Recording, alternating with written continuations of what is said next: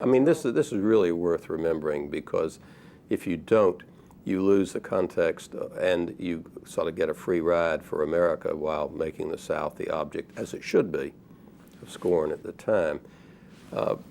First, in the normal range of the sort of things that passed as society coverage or social coverage or the like, from the New York Times to the least of the newspapers of the rest of the country, black community did not exist.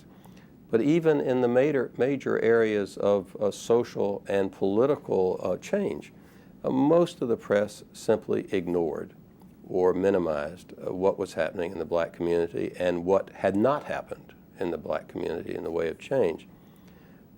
The difference, of course, was that thanks to both a little hypocrisy and a non-reliance on law to enforce segregation, the North sort of got a pass when it came to its own sense of right and wrong, because here was the South, this beast, with legally enforced segregation, overtly racist, nasty, foaming politicians, and a press which was foaming and nasty and overtly racist.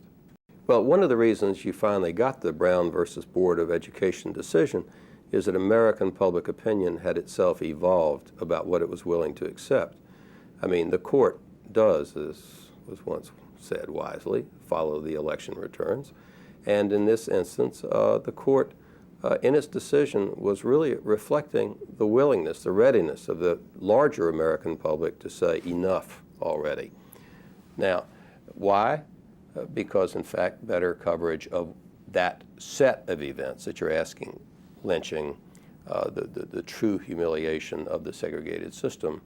While there had been a series of decisions prior which might have indicated that the institution of segregation was in trouble, in fact, no political leadership in the South had prepared anybody for the reality of this day.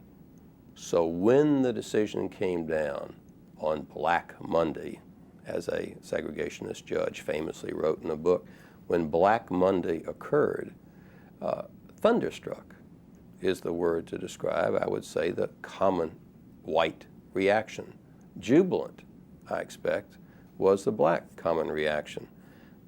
In both cases, there was a slight pulling back right after the decision while everybody tried to digest it. A brief moment of seeming calm, even a few voices suggesting, as my father's voice suggested editorially, that this was a time for calm and acceptance and an awareness that would take some time to work out. And then, bam, you got this rolling thunder of outrage, anger, calls for organization, calls for resistance, and then finally organized resistance.